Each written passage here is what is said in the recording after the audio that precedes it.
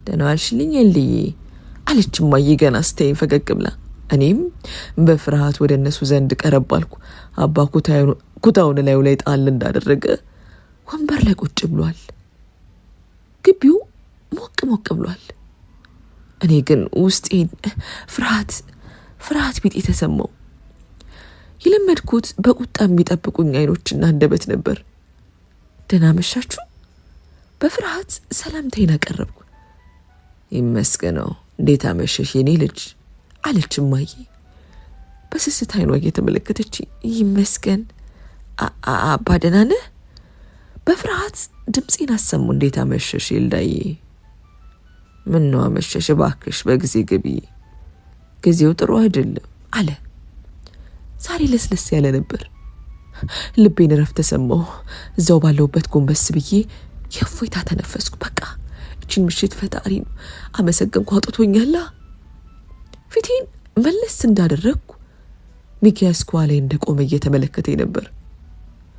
እይታውን ግን አልወደድኩለትም ነበር። አንዳች ሰውን የመገመትና የመተቸት ይመስል ነበር። ምንም ሳልል እኔም ከተመለከትኩ በኋላ ወደ ውስጥ ዘለኩ። ሁሌ እንደተማርኩት ሰውነት ቅርጼን ጎላ አድርጎ የማያወጣ ከላይ ረዝምና ሰፋ ያለ ሹራብ፣ ከታች ደግሞ ከሰውነቴ በላይ ሰፋ ብሎ የሚታይ ሱሪ አድርጌ ወደ ውጭ ወጣው። ሚኪያስ ከፊት ከነበረ ወንበር ላይ እጁን አጣምሮ ቁጭ ብሏል። ከሳሎን ቤት ብቅ እንዳልኩ ቀና ብሎ ተመለከተኝ።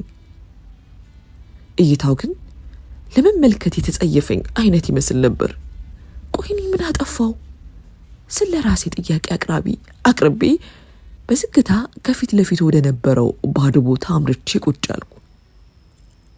ከልጅነቴ ብዙ እንደወራ አልተፈቀደልኝም።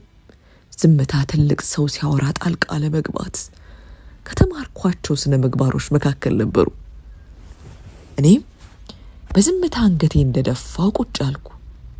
እስኪ ያዥ የኔ ቆንጆ፣ ያዥ ድፎ ዳቦ፣ ከውጭ መተሽ ምግብ እንኳን ሳልልሽ አለች ሳሮን። ፈጠና ያለችና ሰው ተግባቢ ትመስላለች። እኔም እሽታዬን ገልጬ የቀረበልኝን ዳቦ አነሳው። አትበላም ሚኪ? ወደ ወንድሟ ፊቷን መለስ አድርገች። አይ በቃኝ። ፊቱን ኮስተር እንዳደረገ መለሰ። ምኑ ጥጋበኛ ነው አልኩ በውስጤ። መልሼም ውስጤን እያብሰለሰለው የነበረውን ነገር ለመስማት ቸኮልኩ። እንዴት ወደኛ ቤት መጡ? ለምን? ከየትስ መጡ? የኛ ቤተሰብ ናቸው? ራሴን በብዙ ጥያቄ አጣደፍኩ። ከፊታችን የነበረው ቤት መብራትን ተመለከትኩ።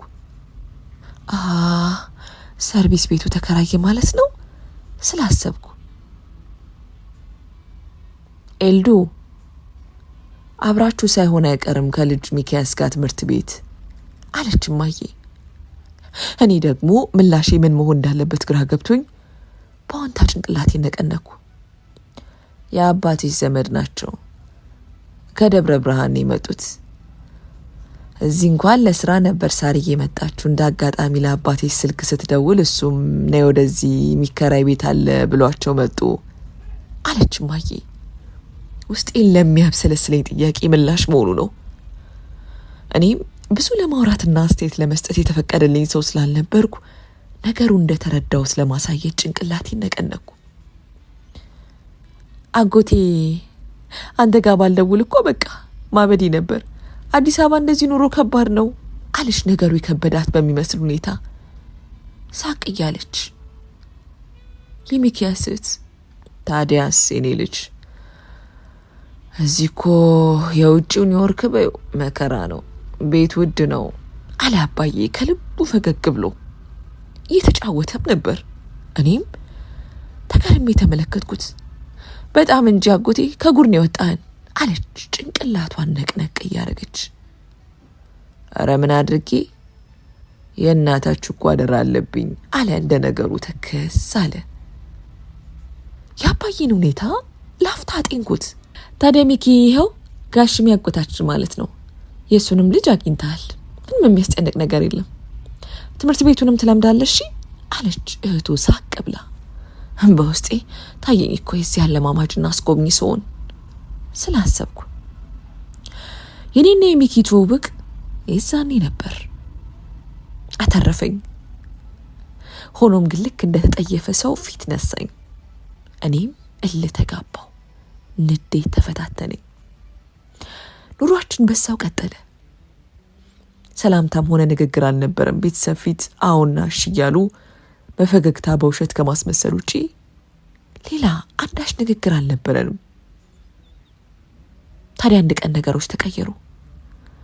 ሰዓቱ ፍሪ ፔሪየድ ነበር። ከጓደኛዬ ከሩታ ጋር ሁሌ እንደምናደርገው የራሳችንን የጦፈ ወሬ ይዘን ነበር። ተማሪው እዚህ ምዛም ነበር። ግማሹ ከክላስ ብቅ ጥልቅ ይላል፣ ግማሹ በየወንበሩ እዚህና እዛ ተቀምጦ የራሱን ስራና ጨዋታ ያካሂዳል። እኛም በራሳችን ዛቢያ ነበርን። ሩታ ወደ መጸዳጃ ቤት መሄድ እንዳለባት ነግራኝ ወጣች።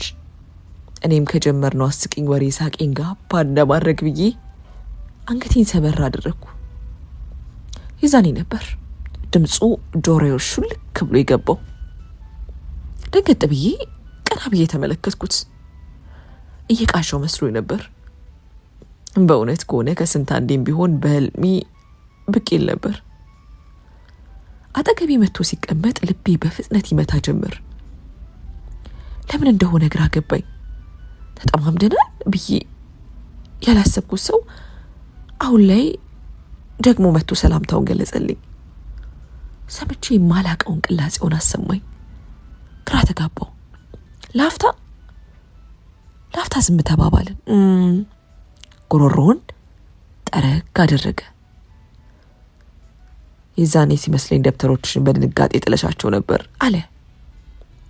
ከጠፋብኝ ሳምንት የሆነውን መጽሐፍ ጠረጴዛው ላይ ያኖረ። ወይኔ ደንገጥና ፈገግ ብዬ ተቀበልኩት። ጉዴ ፈላ ብዬ ነበር። ሳቃልኩ። የዛኔ እንደጣልኩት እንኳን ማስታወስ አልቻልኩም ነበር። በጣም አመሰግናለሁ ግን አልኩ እየተመለከትኩ። አንተ እንዴት አገኘኸው? መልሼ ጠየቅኩ። በነጋታው ነበር ወድቆ ያገኘሁት አለ ፈገግ ብሎ። አመሰግናለሁ አልኩ እኔም ፈገግ ብዬ አንገቴን መልሼ ሰበር አደረግኩ። ካለምንም ንግግር አጠገቤ እንደተቀመጠ ፈገግ እያለ እንደሆነ አይኔ ዞር ባይልም በጎንዮሽ በሚመጣው እይታ ይታየኝ ነበር።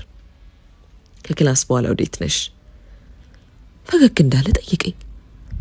ይሄ ሰውዬ ግን ሚኪያስ ነው አለ ውስጤ። ያው ወደ ቤት ነኝ ካልኩ በኋላ መልሼ ያቀረቀርኩ። እኔም ፈገግ አለ። አብረን እንመለስ ማለት ከሰው ጋር ካልሆንሽ አለ ፈጠን ብሎ። ይቻላል አስፓልቱ ድረስ ነው ሌላ ጊዜ ከሩታ ጋር መሄደው እንጂ ብቻዬን ነው ሌላ ጊዜ ስል ምላሽ ሰጠው። አሪፍ አስፓልቱ ጋር ቀድሜ እጠብቅሻለሁ በቃ አለ። ፈገግታው ከፊቱ አልጠፋም ነበር። እኔም መስማማቴን ለመግለጽ ጭንቅላቴን ነቅነቅ አደረግኩ። ከክላስ በኋላ ሰዓቴን ጠብቄ ወጣው። ከሩታ ጋር እንደተለመደው እስከ አስፓልት ድረስ አብረን ሄድን። ምንም ነገር ማልደብቃት ጓደኛዬን ነገሩን ሹክ አልኳት። በይ አንቺ ልጅ ኩራተኛ ጆፌ ሳይጥልብሽ አልቀረም መሰል ዝምድናችሁን በደንብ ጠበቅ አድርገሽ አጣሪ ስትል በነገሩ አሾፈች። እኔም እንደ ነገሩ ሳቅ ብዬ ነገሩን ችላ ብዬ አለፍኩት። መንገዳችንን አብረን ጀመርን። እንደ መጀመሪያ ቀን ብዙም ወሬ አልነበረም። እሱም ለሚጠይቀኝ ጥያቄ ብቻ ምላሽ እየሰጠው መንገዳችንን አቀናን። የዛን ቀን ስላተረፍከኝ በቅጡ እንኳን አላመሰገንኩም። አመሰግናለሁ። ለስለስ ባለ ቅላጼ ምስጋናዬን አቀረብኩ። በፍጹም አለ ፈጠን ብሎ። ባይሆን አለ አንገቱን ሰበር አድርጎ። የዛን ቀን ስላመናጨኩሽ ይቅርታ፣ ትንሽ አብሾ ቢጤ ያለብኝ። ፈገግ እያለ በስራው እንደማፈር ብሎ ጸጉሩን አሻሸ። ለምን እንደዛ እስከሚያም ድረስ እንጠጣለን? ረጋ ብዬ ጠየቅኩት። እንዴ አንቺ የቤት ልጅ ነሽ አልተባልሽም እንዴ? እንደ ጠጣው በዛ ጨለማ እንዴ ታወቅሽ? አሁን በዛ ድንጋጤ ውስጥ ሆነሽ? ሳቅ ብሎ ጠየቀኝ። እንዴ አንድ ሰው መጠጣቱን ለማወቅ የግድ የቤት ልጅ መሆን አለበት? ሳቃልኩ። እንደዛ የሮጥኩ ልክ ስር ስደርስ ቅድሜ የተመለከትኩት የደፈረሰውን አይኖችን ነበር። ከዛ አልኩ አፈር ብዬ። ከዛ የአፌ ጠረን ማስመለሱ ሲል ራሱ ጨረሰው። እኔም ሳቅ ብዬ መለስኩ። ትክክል መሆኑን ለመግለጽ ጭንቅላቴን በወንታ ነቀነኩ። ወይ የቤት ልጅ አንቺ በደንብ ነቂ አይደለሽ እንዴ አለ እሱም እየሳቀ። እነዛ ዱርዮች ዘር ብሎ ያውቃሉ እንዴ ወይ አስቸገሩሽ አለ። ባንዴ ከፈገግታው መለስ ብሎ ኮስተር እንዳለ ላፍታ ከአባ ጋር ያለው መሰለኝ። አይ አይቻችሁ አላቅም አልኩ። በእርግጥ የእነሱ እንዲህ ዝም ብሎ መጥፋት የሚያጠያይቅ ጉዳይ ነበር። እኔና ሚኪ እንዲህ በቀልድ አብሮ በመሄድ አብሮ በመምጣት ግንኙነታችን ይበልጥ እየዳበረና እየተቀራረብን መጣን። ልክ በሬዲዮ የምንሰማቸውን አይነት ትረካ ላይ ያለው የፍቅር ታሪክ ውስጥ ያለው ያህል መስሎ ተሰማኝ። ሆኖም የኔና የባለ ታሪኮቹ ልዩነት የኔ የአፍቃሪዋ የኔ ብቻ ነበር። ከሚኪ በኩል አንዳች ስሜትን የሚገልጽ ነገር አይቼበት አላቅም። እኔ ግን ለሱ ያለኝ ስሜት ከቀን ቀን እየጨመረ መጣ። ትምህርቱን ጥናቱን እርግፍ አድርጌ ትቼ ሀሳቤ ሁሉ እሱ ሆነ። ጠዋት እሱን ማግኘት፣ ማታ እሱን ማግኘት፣ ማውራት፣ ያን ማራኪ ፈገግታውን መመልከት፣ በቃ የኔ ህልም እሱ ሆኖ ቀረ። በህልሜ ዘውትር መለከተዋለሁ። በውኔ የሌለው ሚኪ በህልሜ ፍቅረኛ ሆኖ ብቅ ይላል። ሆኖ በህልሜ አንዳች የሚጋርደኝ አንዳች የሚከለክለኝና እንቅፋት የሚሆንብኝ ነገር አይጠፋም ነበር። እኔም ያ ድንበር ከሱ ዘንድ የሌለው ከሱ ዘንድ ያልመነጨውን ፍቅር ለማሳየት ይሆናል ስላስባለሁ።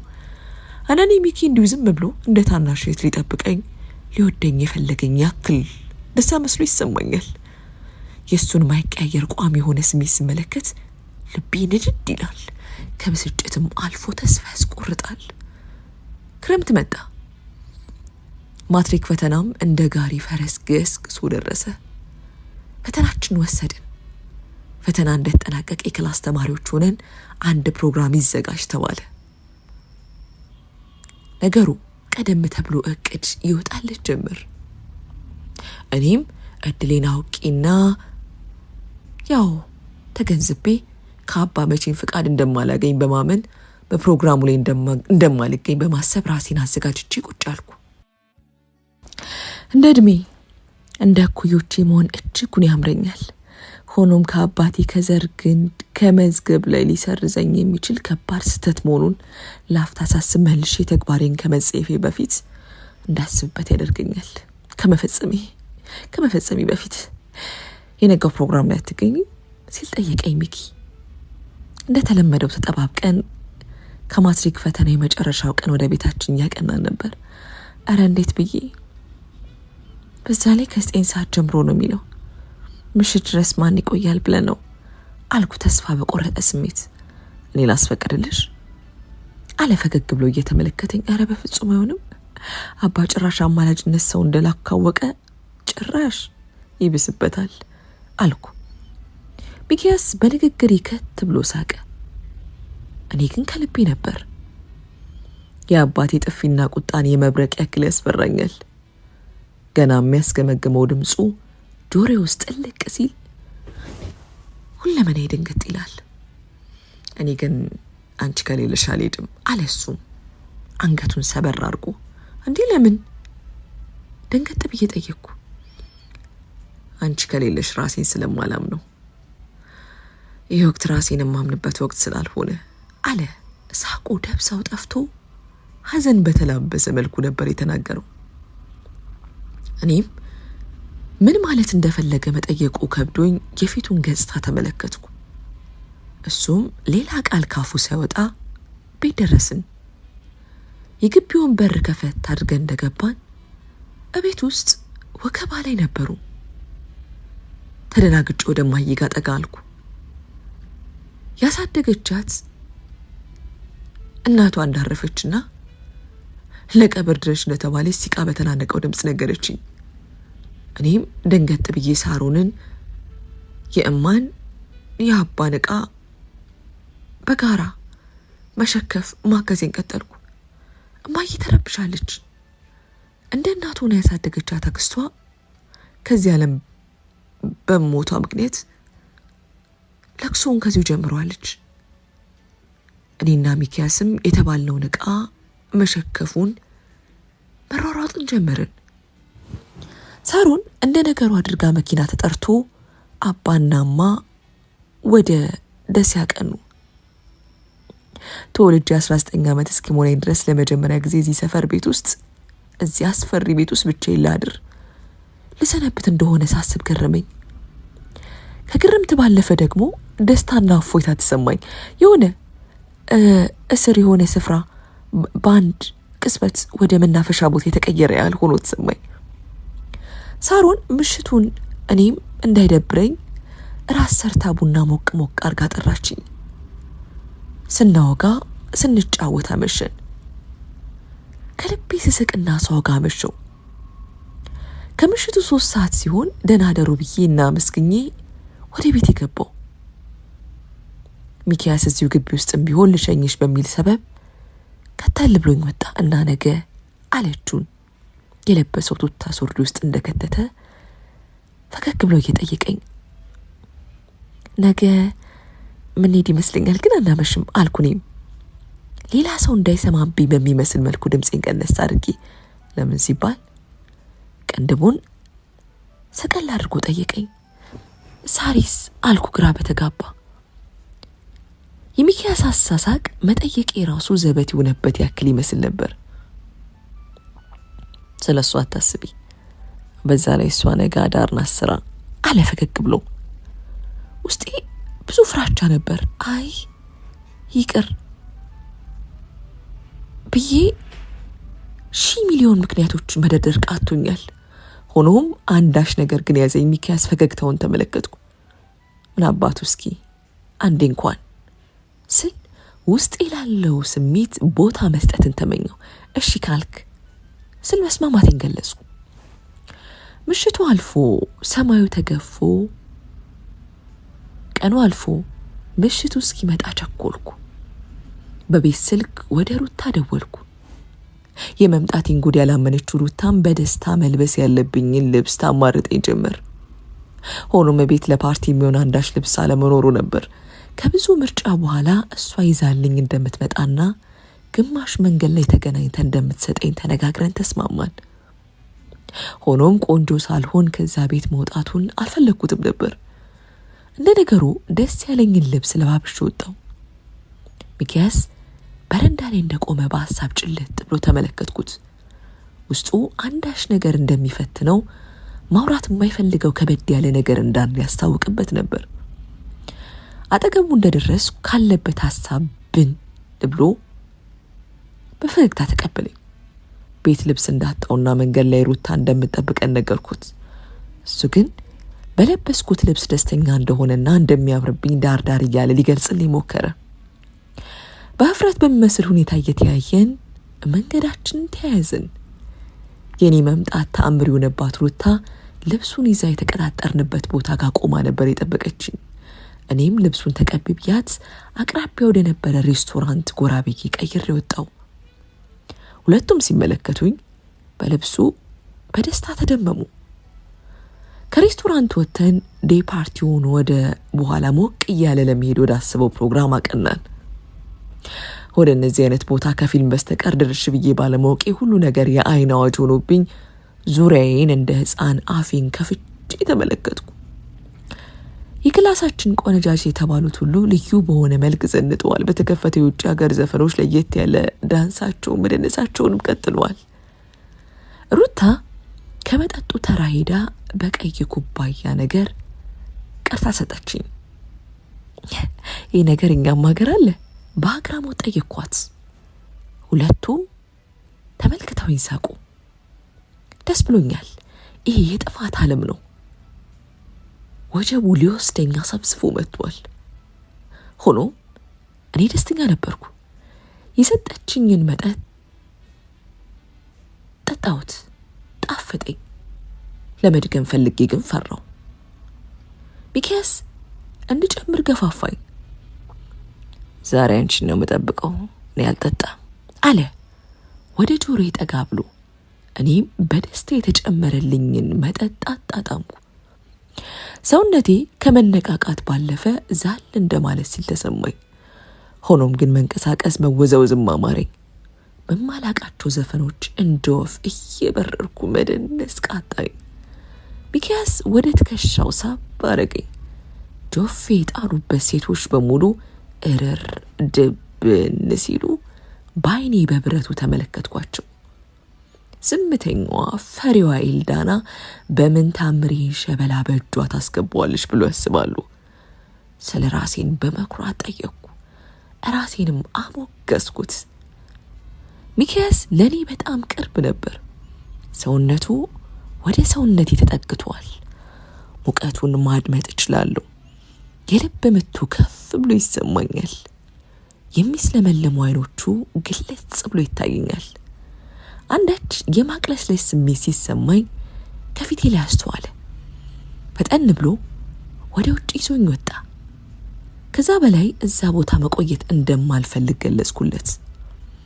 ፈጠን ብሎ አቅራቢያው ያለ ላዳ ጠርቶ ወደ ቤታችን አቀርናን። ግቢው ረጭ ብሏል። ይደንቅም የለ። ግራ ተጋባው። ዛሬ የኔ የኤልዳና ቀን ነው ስል ቀና ብዬ ድምፄን ከፍ አድርጌ ጮኩ። ተይ የሚለኝም አንድ ብሶ አልነበረም። ነፃነት ተሰማኝ። ወደ ውስጥ ዘለቅን። አንዳች ነገር አጥወለወለኝ። ሚኪ ወደ መታጠቢያ ቤት ደገፍ አድርጎ ወሰደኝ። ደጋግሞ አስመለሰኝ። ትንሽ ሲያስመልሰኝ ቀለል አለኝ። ጠጥቶ የማያውቅ ሰው ችግሩ ይሄ ነው አለ ሳቅ ብሎ ከስካር ዓለም መለስ እንዳልኩ። ተው እንዴ ታዲያ ኤክስፐርት ነው እንዴ እንደዚህ ግንብ ስር ደም እስኪተፋ የሚያስመልሰው? እሺ አልኩ። ሚኪያስ የግዱን ፈገግ ብሎ ዝም አለ። መጠጥ ለኔ ጠላቴ ነው፣ ሆኖ ማምለጬ አለኝ ቀና ብሎ እየተመለከተኝ። እናትና አባቴን በአንድ ዓመት ነው ያጧቸው። ሁሉም ነገር ለኔ እንደ ህልም ነበር። ሳሪ ለኔ ስትል ግዷን ጠንከር ብላ ለኔ ለመቆም ወሰነች። እኔ ግን መጠንከሩን አልችላልኩበት። ከዛ ቀን በቀን መጠጣት መስከር ጀመርኩ። በመለክ የተጀመረው አረቄ በቦትል ሆነ ጨዋታው። በስተመጨረሻ ሞት ተፍቼ ሐኪም ቤት ገባሁ። እህቴ ድፍት ብላ ፈጣሪ እኔ እንዲተውላት በሕይወት እንዲያቆይላት እየተማጸነች እንደዛ ነቃው። የእሷን የሰቆቃ ለቅሶ ስመለከት ላለመጠጣት ወሰንኩ አለ። አይኑ ላይ እንባ ግጥም ብሏል። አጽናናው ሚኪ አልኩ። እጁን ጨበጥ አድርጌ ላጽናናው እየሞከርኩ። ምን ሆኖ ነው? እናትና አባት አደጋ ነው? ሰምቼው የማላቀውን ታሪኩን ለመስማት ተዘጋጀው። ስካሩም ጽድት ብሎ ስለወጣ አይምሮዬ ለመስማት ዝግጁ ነበር። አደጋ አለ የሐዘን ሳቅ ሳቅ እያለ። አባቴ ከእናቴ ጋር በነበር ጸብ ብን ብሎ ከቤት ወጣ። በሳምንቱ ያሽከረክሩ የነበረው ከባድ መኪና አደጋ እንደደረሰበት ተነገረን። በስንት ፍለጋ አባቴ አስክሬን ተገኘ። እሱን ቀብረን አልቅሰን ከመማችን ሳናጋግን በጸጸት ራሷን ስትቀጣ የነበረችው እናቴ ራሷን አለ። ቀጥሎ ለማውጣት ቃሉ አፉ ላይ ታገለው። ራሷን ሰቅላ ተገኘች አለ ትውስታው በዓይነ ህሊናው ብልጭ ሲልበት ጊዜ አይኑን ጨፈን አደረገ። ሚኪ በጣም አዝናለሁ። ከተቀመጥኩበት ሶፋ ላይ ወደ መሬት ወረድ ብዬ ያቀፍኩት። እሱም እቅፌ ውስጥ እንደሆነ እንደማልቀስ አለ። ከቅፌ እንደወጣ እንባውን ጠረግ አረኩለት። በስስት አይን ተመለከተኝ። ልክ ትምህርት ቤት ለመጀመሪያ ጊዜ ያዩዋቸው አይኖች ነበሩ። ሚኪያስ ለየት ያለ እይታ ነበረው። የአይኑ ቅርጽ ይሄን ያለ የተለየ ወይም የአይኑ ብሌን ከለር ልዩ ይሆን አልነበረም። እይታው ብቻውን ውበት ነበረው። እይታው ልክ እንደ ባህር ጥልቅ እንደ ውቅያኖስ ኩልል ያለ ሰማያዊ ነበር። ሚኪያስ ወደ እኔ ይበልጥ ጠጋ አለ። በእፍረት የሚንቀጠቀጠው ከንፈሬን ቀስ ብሎ በስሱ ሳም አደረገው። ሰውነቴን ልክ የሳኔ ሲደባደብ የተሰማኝ አይነት ስሜትን ተሰማው። ስካሩ ዳግም የመጣ ያለ ሰውነቴ ሲግል ታወቀኝ። ይበልጥ ወደ እኔ ቀረብ አለ። በድጋሚ ሳመኝ። ትንፋሽ ትንፋሽ ትንፋሽ ወሰድ አደረግን። አይን ላይን ተያየን። አንዳች ቃላት አልነበረም፣ ዝም ብሎ መታየት ብቻ። በድጋሚ ወደ እኔ ጠጋ አለ። ልክ ምግብ እንደ ተራበ ሰው እየተገበገበ ከንፈሬን ሳመኝ። ትንፋሽ እስኪያጥረኝ ድረስ ፋታ ሳይሰጥ ሳመኝ። እጆቹ ጸጉሬ ውስጥ ተርመሰመሱ። የሚይዘኝ የሚያደርገኝ እስኪጠፋው ድረስ ጭምቅ አረገኝ። ትንፋሽ እያጠረኝ መሆኑን ስገነዘብ ላፍታ ለቀቅ አደረገኝ። ግንባሩ ከግንባሬ ጋር ተገጣጠሙ። ኤልዶ አለ ቁርጥ ቁርጥ በሚል ድምፅ። አልኩ። ምላሽ ለመስጠት የሚሆን አቅምም ሆነ ኃይል አልነበረኝም። ራሴ መቆጣጠር አልቻልኩም አለ እያንሾካሾከ። እንዴት አልኩ። በእውነት ጥያቄው ግራ አጋብቶኝ ነበር። ሆኖም እንደዚህ አይነቱን ነገር በፊልም ተመልክቻለሁ። እኔም አንድ ቀን ስል በምናቤ አስቤውም ነበር። ሚኪያስ ግንባሩን ከግንባሬ ላይ ሳያነሳ ፈገግ አለ። የዋህ እኮ ነሽ አለ ላፍታ ቀና ብሎ አይኔን ተመለከተኝ። ስለ አንቺ ሳስብ ለምን እንደሆነ ባላቅም ሳሳለሁ። የኔ የተበላሸና መስመር የለቀቀ ህይወት አንቺንም ተጠግቶ እንዳይመርዝሽ እፈራለሁ። አንቺን ስቀርብሽ፣ ሳወራሽ፣ አብሬሽ ቀን ሳሳልፍ ፍጹም ደስታ ይሰማኛል። ነክቶ እስካይሽ ጓጓለሁ። ሆኖም ስጠጋሽ አሲድ ሆኜ ማቃጠልሽ ያህል ሆኖ ያስፈራኛል አለ። ንግግሩ ከልቡ መሆኑ ያስታውቅ ነበር። በዝምታ አይን አይኑን ተመለከትኩት። በድንጋጤ ወደ እኔ ጠጋ አለ። ወድጄሻለሁ፣ መውደድ ብቻ ሳይሆን አፍቅሬሻለሁ፣ ግን ፈርቻለሁ አለ። ወደ እኔ ይበልጥ ቀረብ እያለ እኔም በለሆሳስ ድምፅ መለስኩ። በድጋሚ በስሱ ቀስ ብሎ ሳመኝ። ቀስ በቀስ ቀደም ብሎ ወደ ነበረው ስሜት ገባን። ሚኪያስ አንገቴ ላይ የነበረው እጁ ጠንከር ጠበቅ እያደረገው መጣ። ሰውነቱ ከኔ ይበልጥ ሲግል ተሰማኝ። ይበልጥ ወደ እኔ ቀረብ አለ። ቁና ቁና እየተነፈስኩ ለረጅም ሰዓት ከንፈሬን ሳመኝ። አንገቴ ላይ የነበረውን ቀኝ እጁን ወረድ አደረገው። እጆቹ ወደ አቆጠቆጡት ጡቶቼ ላካቸው። ልቤ ይበልጥ መታ። ፊቴ ተቀያየረ። ቀስ ብሎ ተመለከተኝ። አቁም በይኝ፣ አቁማለሁ አለ በለሆሳስ። ጭንቅላቴን ነቀነቅኩ። አታቁም። ቀስ ብዬ እኔ ምላሽ ሰጠው። ውስጥ ያለው ስሜት ይበልጥ ተቆጣጠረኝ። ወደ ክፍልሽ እንሂድ፣ ከዚህ በላይ መቋቋም አልቻልኩም አለ። ስሜቱን መግታት እንዳቃተው ከሁኔታው ያስታውቅ ነበር። እኔም በአዎንታ ጭንቅላቴን ነቀነቅኩ። ምላሴን አንዳች ነገር እንደቆለፈው ሰው እሺ ወይም እምቢ ለማለት እንኳን አንደበቴ ተሳሰረ። ሙቀቱ ከሙቀቴ፣ ግለቱ ከግለቴ ተዋሃዱ። ከታች ያደረኩትን አጭር ቀሚስ በቀስታ ወደ ታች ወለቀ። እፍረት እንዳይሰማኝ በድጋሚ ከንፈሬን መሳም ጀመረ።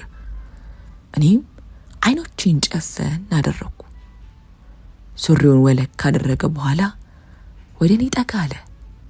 ይበልጥ ቀረበ። ባላወቅኩት ሁኔታ ከኔ ጋር አንድ የሆነ ያክል ሆኖ ተሰማኝ። መጮህ አጣኝ። አፌን ከፈት አድርጌ ቀረው። አይኔ ብልጭት አለ። አንዳች ከበድ ያለ ስሜት ተሰማኝ። ራሴን የማላቀው ቦታ የሆንኩ ያክል ሆኖ ተሰማኝ። ከዛ በኋላ ራሴን በቅጡ ያወቅኩት ጠዋት ላይ ነበር። ጠዋት ሚኪያስ እቅፍ ውስጥ ራሴን አገኘሁት። ጸጉሬን እያሻሸና እየዳበሰ ነበር። አይኔን ገለጥ እንዳረኩ ቀና ብዬ እሱንም መመልከት አሳፍረኝ። እሱም ሁኔታዬን ተረድቶ ፈገግ ብሎ ግንባሬን ሳም አረገኝ። የኔ ቆንጆ እንዴት አደርሽልኝ አለ በፈገግታ። እኔም ምላሽ ሰጠው። የሳሪ መመለሻ ሰዓት እንዳይደርስ በሚል ፈጠን ብለን ካልጋ ብድግ አልን። ገና እግሬ መሬት ከመርገጡ አንሶላውን ስመለከት አንዳች ነገር ውስጤን አሸማቀቀኝ። ሚኪያስ ፈጠን ብሎ አንሶላውን ብድግ አደረገው። የመጀመሪያ ጊዜ ከማፈቅረው ሰው ጋር ቢሆን እንዲህ እንደሚጨንቅ ማሰቡ እጅጉን ከበደኝ። እኔና ሚኪያስ ፍቅራችን ከቀን ቀን እየጨመረ መጣ። አብሮ መውጣት መግባት ሲበዛ እየተደበቅን መገናኘቱን አመል አደረግነው፣ ተያያዝነው። አባ እና እማም ሆነ ሳሪ ነገሮቹ እንዳያውቁብን የተቻለን ጥንቃቄ እየወሰድን ፍቅራችንን አጧጧፍን። በመሃል ሳሪ ረፍት ወስዳ አንዳንድ የቤተሰብ ጉዳይ ለመጨረስ ወደ ሀገሯ በሄደችበት ወቅት እንደ ዱርዬ በመኝታ ክፍሌ መስኮት ማታ እየዘለልኩ ሚኪያስ እቅፍ ውስጥ ማደሬን ቀጠልኩ። ሳሪ ከሀገሯ ከመጣች ወዲህ ግን አንዳች የጸባይ ለውጦች መጡ። በውርስ ምክንያት ችግር የተፈጠረ በሚመስል መልኩ ሳሮን ሌላ ሰው ሌላ ማንነት ሆና ተመልሳ መጣች። ነገሩ ለኔም ሆነ ለሚኪያስ ግር ያለ ነበር። ሳሪ እንዲህ ነው ሳትለን ጭራሽ ቤታችንን ለቃ ሚኪያስን አስከትላ ወጣች። በማላቀው ቅጽበት ሚኪያስ ጤዛ ሆኖ ቀረ። እሱን ለማግኘት መንከራተቴን ቀጠልኩ። ሆኖም ጭንቀት እየተጨማመረ ያስመልሰኝና ያዞረኝ ጀመር። ሁኔታዎችን የተመለከትኩት ከአንድ እይታ ብቻ ነበር። ጭንቀት አሊያም ፍቅር በሚኪያስ ፍቅር አቅሯን የሳተች ነፍሴ የምታስጨንቀኝ መስላት ሰማኝ። ሆኖም ምላሹ ያልነበረም። ነገሩን ከሌላ እይታ የተመለከተችልኝ ሩታ ነበረች። ይህ ነገር እርግዝና እንዳይሆን ስትል ያላሰብኩትን ዱብ እዳ አወረደችው። አይሆንም ስል ፎከርኩ። ሆኖም አንድ ቀን መከላከያም ሆነ የተጠቀምነው አንዳች ነገር አለመኖሩን ቆመ ብዬ ሳስብ ውስጤን ፍርሃት ወረረው። ያው ሚኪያስ አጠገቤ በሌለበት ደግሞ ከየት መጣ ሳይባል ጸባዩና መልኩ ይበልጥ እየተቀያየረው ባለው አባቴ ዙሪያ እንዴት ይህን ዜና አቀበላለሁ ስል ከራሴ ጋር ጥል ውስጥ ገባው። ምርመራውን አሻፈረኝ አልኩ። ሆኖም ነገሮች እየባሱብኝ ሄዱ። አልሆን ሲለኝ ሩታን አስከትዬ ተመረመርኩ። የሩታ ግምት የኔ ፍርሃት እውን ሆነ። ነብሰ ጡር ነኝ። ዓለም ምድሩ ዞረብኝ። ወጣ ተብሎ እጄ ላይ በጥሩ ውጤት ምስራች ሆኖ የቀረበው የማትሪክ ውጤት እንኳን ኪሳራ ሆኖ ታየኝ። ተስፋ ቆረጥኩ። ህልም አለሜ ገደል ገጠጥኩ። እንደሚወራው ሚኪያስ ስቶኝ ሄደ መስሎ ተሰማኝ። ክህደት ውስጤን አንገበገበኝ። ብቻዬን ዕዳ ተሸክሜ መቅረቴን ውስጤን አሳመመው። አባ ካወቀ ይገለኛል። ጦስ ነው መሆንበት። 2 ነፍስ አቶ ወይኔ ይገባል አልኩ ለሩታ ያነባው። ሩታ ልታረጋጋኝ ልታጽናናኝ ሞከረች። የትም ገብታ የትም ሄዳ ሚኪያስ እንደምትፈልግልኝ ቃሏን ሰጠችኝ። ሚኪያስ ሆነ ሳሪ ደብዛቸው ጠፋ። ነገሩ ሲጨንቀኝ ሲጠበኝ እድሌ ልሞክር ብዬ እማዬን አስጠየቅኩ። የተፈጠረው ነገር ካለ መልሷ የከፋ ነበር። በሙሉ ልብነት ልትመልስልኝ አልፈለገችም። እሷም ቢሆን የማታውቀው ሆኖም በአባና በነሳሪ መካከል አንዳች ነገር መፈጠሩን ጫፍጫፉን ነገረችኝ። የለፈውበት ስንት የደከምኩበት ውጤትን ይዤ በደስታ ሳይሆን በሐዘን እንባ ተዘፈኩ። የቤታችን ስልክ አቃጨለ። ሩታ ነበረች። ድምጿን ቀነስ አድርጋ ነበር መልእክቱን ያስተላለፈችው። እኔ ግን ሰው ኖረ አልኖረ ማሰብ ተስኖኝ ስልኩን ዘግቼ ከቤት ውልቅ ብዬ ወጣሁ። ወዴት ነው የሚለውን የእማዬን ጥያቄ እንኳን በቅጡ መመለስ አልቻልኩም። ሚኪ ተገኝቷል። ወደ ፈረንሳይ አካባቢ ተከራይቷል። ወደ ጉራራ ናቸው። ብቻ ነይ አብረን እንሄዳለን ነበር። ይህን ቃል ሰማ ተስፋ መልሶ አንሰራራ። አኪንቺው በወራው የሚጨክን አንጀት አይኖረውም ስላሰብኩ ምንም ጊዜ ሳላጠፋ ከሩታ ጋር መራው። ነገር ግን ከተባለው ሰፈርና ቦታ ደረስን። አንዳች ነገር አልነበረም። የተከራዩ ሰዎች ቢኖርም በጠዋት እንደወጡ ተነገረን። ቁጭ ብዬ ኮከብ ስቆጥር የሚለው ተስፋ አስቆራጭ የሆነ የልጅነት የአባዮሽ ሙዚቃ ትውሳለኝ። እኔም ቁጭ ብዬ ኮከብ ስቆጥር ባመሽን እሱን እንደምጠብቀው በቆራጥነት ተናገርኩ። ሁኔታ ያሳሰባት ሩታ ይህን መረጃ ወዳገኘችበት የሚኪያስ ቅርብ ጓደኛ ወደ ሳሙኤል ደወለች። ከሳሙኤል ዘንድ አንዳች ጥሩ ዜና ተሰማ። እሱም ጨንቆት ነበር። እያፈላለጋችሁ ነበር። በቃ ልትሞት ነው፣ በሰቀቀን ልታልቅ ነው ብዬ ስነግረው እሱም አላስችል ብሎት ወደ አንቺ ጋር በጠዋት ነው የመጣው ሲል ነገረን። መተላለፋችንን አሳወቀን። ሆኖም እህቱ ጋም እንደተፈጠረ ባላቅም እህቱ በሞተው በአባታችን ስም አስደውላ ዳግም ወደዛ እንዳይሄድ ቃል አስገብተው ስለሆነ ነው ሲል አንድ አጠራጣሪ ነገር ጨመረችልን። ሳሪ ምን ባስቀይማት ምን ቢከፋት እኔ ላይ እኛ ላይ እንዲቆረጠች አልኩ። ሚኪያስ በድጋሚ እኔን አቶ ከመተላለፋችን በፊት በችኮላ ወደ ቤት አቀናው። እሱን ማገኝበት ስልክ ባለመኖሩ ምክንያት ሩታ እዚሁ እሱ ከተከራየበት ሆና እንድጠብቀኝ ማስጠንቀቂያ ሰጠቻት። እኔ እሱ ጋር ወደኛ ቤት አቀናው። አካሄዴ ልጇ የጠፋችበት አሊያም ለማበል የተቃረበች ይመስል ነበር። ያስካልዬ ልጅ ዛሬ ምን መጥቶ ነው? ችግር አለ አሉ ወይዘሮ ይመኙሻል። ልክ ሰፈር እንደደረስኩ ቅንድባቸውን ጠበብ አድርገው በግንባራቸው እየተመለከቱ ጠየቁኝ። አረቲ ምንም ችግር የለም ምን ነው አልኩ። ግራ በተጋባ መልኩ ጠየኳቸው። እንዴ ቅድም ያቺ ተከራይታ የነበረችው የአባቴ ዘመድ የሆነ ወረቀት ይዛ እያበደች መጣች። ከዛም እናትሽም መርዶ እንደሰሙ ሰው እያሉ ነጠላቸውን እያወዛወዙ ወጡ። ለቅሶ ነው ብዬ ልከተላት ስል ቆሌን ገፋ መለሰችኝ። አሁን ደግሞ አንቺን ሳይ በቃ የሆነ ችግርም አለ ብዬ አሰብኩ አሉ። እኔ ማላውቀውን ነገር ግን ቀደም ብሎ በነበሩት ሰዓታቶች ውስጥ የነበረውን ነገር እያብራሩልኝ፣ እረ እኔ ማውቀው ነገር የለም እቴ አልኩ። ቆሜ ሌላ ወሬ ላስጨርሳቸው ፍቃደኛ አልነበርኩም። ልቤ በፍጥነት መታ። አንዳች መጥፎ ነገር እንዳለ ተሰምቶኛል። ምን ይሆን? ምን አባወቀ ይሆን?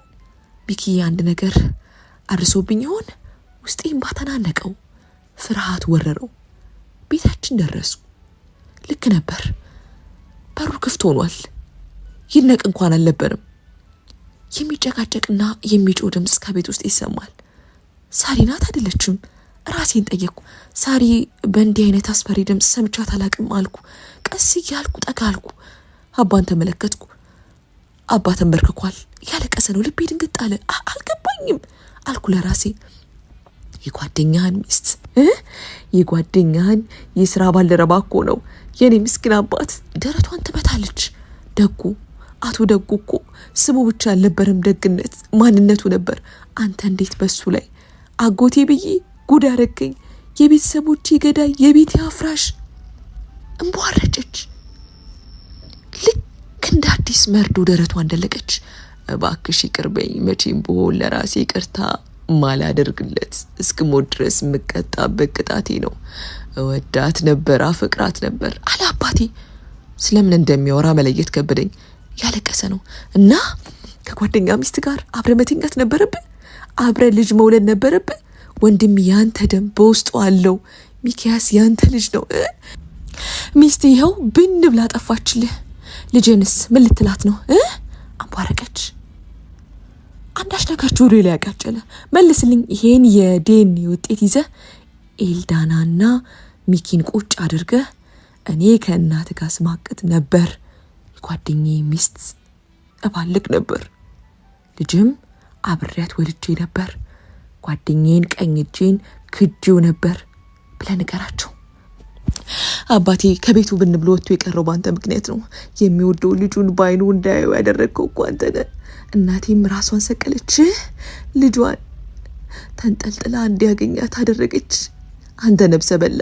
ጮኸች፣ አንቧረቀች። ደረጃውን ለመውጣት የከጀረው እግሬን መለስ አደረግኩ። ህልም ነው በለኝ አምላኬ። ፈጣሪን በለሆሳስ ድምፅ ተማጸንኩት። እየሮጠና እየገሰገሰ በመጣው እግሬ ተመለስኩ። ጭንቅላቴ በአንዴ ብዙ ነገር እያስተናገደ ነው። የቱን መስማት እንዳለብኝ መላው ጠፋኝ። ወንድሜ ነው። እኔ እርጉዝ ነኝ። ሚኪያስ ወንድሜ ነው። ልክ እንደ ሰካራም እየተንተባተብኩ ቃላቱን ደጋገምኩት። ወዴት እንደምራመድ አላቅም። ወደፊት ስም በብዬ መራመዴን ቀጠልኩ። ኤልዱ ጮክ ያለ ድምፅ ከኋላ የተሰማኝ። የሚንቀጠቀጠው ሰውነቴን በግድ መለስ አድርጌ ከኋላ ተመለከትኩ። ብሽ የሚል እይታ ታየኝ። እምባ ያዥው ዓይኔ ከፊት ያለው ሰው ጋረደኝ። ሚኪያስና ሩታ ነበሩ። ሚኪ ፈገግ እያለ ይመስላል። ኤልዱ ድጋሚ ተጣሩ። ያሁኑ ግን ትንሽ ከበድ ያለና የድንጋጤ ድምፅ ነበር። ፊቴን እንደ ነገሩ ቆም ወዳደረኩበት አቅጣጫ መለስ አደረኩ። አንድ ነገር ወስዶ ሲያላትመኝ ታወቀኝ። የት ነኝ? ውስጤ ጥያቄ ጠየቀ። አንዳች ነገር ሰማይ ላይ አንሳፎ መሬት ላይ ወረወረኝ። የሆነ የሰዎች የጩኸት ድምፅ ከርቀት የሚሮጥ ከኔ ጆሮም እየራቀ መጣ። የስሜ ጥሪ ተሰማኝ። እጄ ተንቀጠቀጠ። አንዳች ቀይ ነገር ከጭንቅላቴ ስር ተሸገሸገ። ጩኸት ነገር ከበበኝ። አይኖቼ ተከደኑ። ሆዴ ውስጥ ገና መንቀሳቀስ ያልጀመረው ነፍስም አብሮኝ ረጭ ሲል ውስጤ ነገረኝ። ደመ ነፍሴ ታወቀኝ። መኪና አደጋ ነበር። እንደ ወጣች ቀረሽ ተብላ ኤልዳና ሽመልስ የአባት ዳለ ልጅ ተብሎ ተለቀሰ። ተፈጸመ።